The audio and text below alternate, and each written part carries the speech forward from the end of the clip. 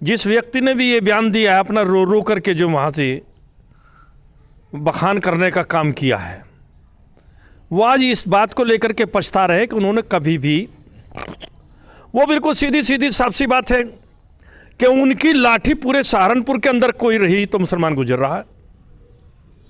अब तो तुम पूरा परिवार हो साथ में। कल बाप ने बार बार ये बखान करने का काम किया है कि आज तो हम पूरा परिवार, जब तुम आज पूरा परिवार हो बहुजन समाज पार्टी के साथ, तो गांधी पार्क क्यों नहीं भरा? कि तुम आदमी नहीं बुलाए अपने, जैसी आपकी आदत रही है पहले से। और अगर पार्टी के साथ गद्दारी नहीं की तो मैं तो ये मानना चाहता हूं कि आपके साथ कोई आदमी रहा ही नहीं। ये था आप सभी का JTV इंडिया न्यूज पर। कल बहुजन समाज पार्टी की सुप्रीमो मायावती के जन्मदिन के मौके पर बहुजन समाज पार्टी द्वारा एक कार्यक्रम का आयोजन किया गया। बहुजन समाज पार्टी के एक नेता जनसभा को संबोधित कर रहे थे तो उनके द्वारा कुछ बयान दिए गए। उन पर चर्चा के लिए आज हमारे साथ मौजूद हैं समाजवादी पार्टी के वरिष्ठ नेता मज़ाहिर राणा जी। इनसे चर्चा करेंगे कि क्या कहेंगे, उन सब बातों पर चर्चा करेंगे। उससे पहले अगर आपने हमारा ये फेसबुक पेज अभी तक फॉलो नहीं किया तो कृपया इसको फॉलो कर ले। सबसे पहले राणा जी आपका स्वागत है। बहुत बहुत धन्यवाद आपका भी और आपके चैनल का भी, आपके तमाम साथियों का। क्या राणा जी, बयान तो सुन ही लिया होगा कि लंढोरा से लेकर गंगो तक विधायक बना दिए, जब हमारा नंबर आया तो 100 कोस की एक माँ हो गई। देखो तोमर साहब, मैं आपको एक बात बताना चाहता हूँ। कोई अकेला व्यक्ति किसी को ना विधायक बना सकता है, ना किसी में सामर्थ है ऐसी कि वो अकेला आदमी विधायक बना दे। किसी की कुर्बानी दी जाती है, किसी को आगे बढ़ाया जाता है। जिस व्यक्ति ने भी ये बयान दिया है, अपना रो रो करके जो वहाँ से बखान करने का काम किया है, वो आज इस बात को लेकर के पछता रहे कि उन्होंने कभी भी अपने उन लोगों में से, जो लोग उनकी ताकत हुआ करते थे, उनके बैकबोन हुआ करते थे, जो लोग उनके कहने पे मर और मिट जाया करते थे, उन लोगों में से उन्होंने कभी भी विधायक नहीं बनाया। वो कौन लोग हैं? वो बिल्कुल सीधी सीधी साफ सी बात है कि उनकी लाठी पूरे सहारनपुर के अंदर कोई रही तो मुसलमान गुजर रहा है, लेकिन मुसलमान गुजरों के ऊपर उनका कोई एहसान आज तक नहीं है। और जब जब भी मुसलमान गुजर को ज़रूरत पड़ी, उन्होंने उसकी मुखालफत करने का काम किया है। तो इसलिए रोना तो होगा ही, और अभी क्या रोए, वो अभी तो और रोना होगा। मैं बहुत सम्मानित तरीके से कहना चाहता हूँ, हालांकि मैं इस पर कोई बोलना नहीं चाहता था कि आपने सवाल किया तो मैंने ये सवाल आपके सामने उसका जवाब देना मेरा फ़र्ज़ बनता है। मैंने जवाब भी दिया आपको। जो हालात कल आदर और सम्मान के योग्य बहन मायावती जी के जन्मदिन पर थे, वो मुझे कहने की ज़रूरत नहीं, वहाँ उनके नेताओं ने ही कह दिया। आपका पिंडाल ही खाली है। इमरान नोमान मसूद ने जो कहा कि इतनी भीड़ नहीं आई जो पहले आ जाती थी। अरे बताओ, तो जब कमाल करते, जब सारे अखबार वाले देख रहे थे, सब दूसरे जो लोग देख रहे थे, क्यों नहीं आई?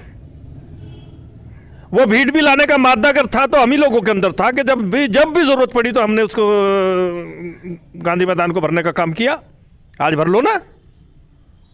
अब तो तुम पूरा परिवार हो साथ में। कल बाप ने बार बार ये बखान करने का काम किया है कि आज तो हम पूरा परिवार, जब तुम आज पूरा परिवार हो बहुजन समाज पार्टी के साथ, तो गांधी पार्क क्यों नहीं भरा?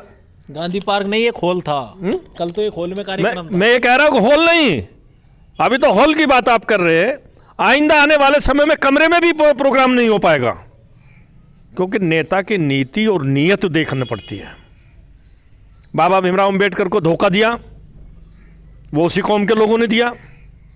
मान्यवर काशीराम जी को अगर धोखा देने का काम अगर किया, उनके मिशन को ख़त्म करने का अगर काम किसी ने किया, उसमें ना तो किसी मुसलमान की हिस्सेदारी है, ना किसी दिगर दूसरी बिरादरी के गैर मुसलमान की हिस्सेदारी है, ना गुज्जर की है, ना जाट की है, ना किसी कश्यप की है, ना कुम्हार की है, ना कहर की है, ना गडरिये की है, ना लुहार की है, ना बढ़ई की है।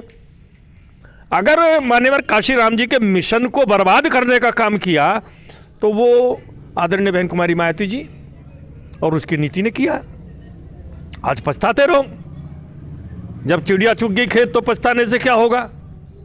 तो इसलिए मेरा बिल्कुल स्पष्ट मानना यह है कि कल जिस व्यक्ति के बारे में आप मुझसे सवाल पूछने के लिए बैठे हो, वो व्यक्ति बार बार इस बात को कह रहा था, बार बार अपने भाषण में ये बात कह रहा है कि आज तो हमने पूरा परिवार साथ में है। अरे भाई, जब तुम पूरा परिवार था, या तो तुमने पार्टी के साथ गद्दारी की कि तुम आदमी नहीं बुलाए अपने, जैसी आपकी आदत रही है पहले से। और अगर पार्टी के साथ गद्दारी नहीं की तो मैं तो ये मानना चाहता हूं कि आपके साथ कोई आदमी रहा ही नहीं। ये तो आदरणीय बहन कुमारी मायावती जी जो है भ्रमित है, उसको भ्रमित कर रहे हैं आप। आपके पीछे कुछ नहीं रहा। यानी आपका मानना है कि अब जनाधार खिसक चुका है? देखो, मेरा क्या मानना है, ये तो पूरा समाज मान रहा, पूरा इलाका मान रहा, पूरा जिला मान रहा है इस बात को। अरे भाई, इस खोल को आप कब तक पहनते वो करते रहोगे? ये खोल कब तक ओढ़े रखोगे आप? ये तो उतरना ही पड़ेगा एक न एक दिन। तो इसलिए मेरा तो मानना स्पष्ट है कि जनता ज़्यादा दिन वेट नहीं करती। और आप ही को क्यों जनता पसंद करें? क्या कारण है? हमें कारण तो बताओ ना। अब मैं यही गंगों की बात एक चर्चा करना चाहता हूँ आपसे। मैं गंगों के बारे में पूछना चाहता हूँ। यहाँ पर 90% लोगों का, उस कौम का जो 99% उनको वोट देती है, जिसके लिए वो रो रहे थे कि साहब मुझे वोट नहीं दिया और 100 किलोमीटर तक एक माँ बन गई, 90% लोगों का कारोबार सड़क पर है, खोखे पर है, रेडियो पर है। लेकिन साल भर के अंदर खोखे ही क्यों जड़ते हैं 2 बार? नगर पालिका के द्वारा।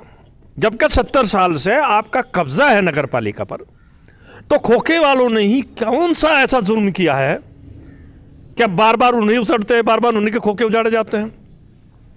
और जिन लोगों ने परमानेंट इंक्रोचमेंट कर रखा है, उनकी दुकानों पर बुलडोजर भी चला जाता है, बुलडोजर वापस करा देते हो। नगर पालिका नोटिस देती है उनको सड़क में क्या नाम दुकान बनाने पर, आप नोटिस को फाड़ करके फेंक देते हो। भाई, जवाब तो जनता मांगेगी, क्योंकि अब जनता जागरूक हो चुकी है। अब आप सब ज़्यादा पढ़े लिखे लोग हैं उस समाज में, जो समाज आपको 90% 95% वोट दिया करता था। आज आपसे ज़्यादा पढ़े लिखे लोग हैं, आपकी भाषाओं को समझने लगे हैं। इसलिए अब परेशान होने की ज़रूरत नहीं है ज़्यादा। जो आपने पीछे किया है, हज़ारों लोग ऐसे हैं जिन्होंने अपनी ज़िंदगी सवा की है आपको नेता बनाने के लिए। आदरणीय रशीद मसूद साहब को रशीद मसूद बनाने के लिए हमारे जैसे सैकड़ों लोग सभा हुए हैं, सैकड़ों लोग जो है बर्बाद हुए हैं। लेकिन हमने माने रशीद मसूद साहब को रशीद मसूद बना करके रखा, हमने उनको हमेशा नेता बना करके रखा। आपने तो उनका भी सम्मान घटाया, आपने तो सड़कों पर उनकी भी जलात और बेइज्जती करने में कोई कसर नहीं छोड़ी, आपने तो उनको भी गालियां देने में कोई कसर नहीं छोड़ी।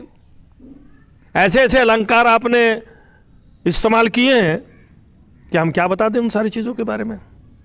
लिहाजा हम आपके उन लोगों के परिवार के बारे में ज़्यादा कुछ नहीं बोलना चाहते हैं। जनता सब समझ चुकी है, हमारे बोलने से कोई फ़ायदा नहीं जब भाई हम उनके बारे में बोल के इस किस्म की बातें। इसलिए बहुत साफ और स्पष्ट मानना है कि अब जनता जागरूक हो चुकी है, अपने अच्छे और बुरे को बहुत अच्छी तरीके से समझ चुकी है। वो अब जो भी निर्णय लेगी वो निर्णय लेगी जहाँ उसका भला हो।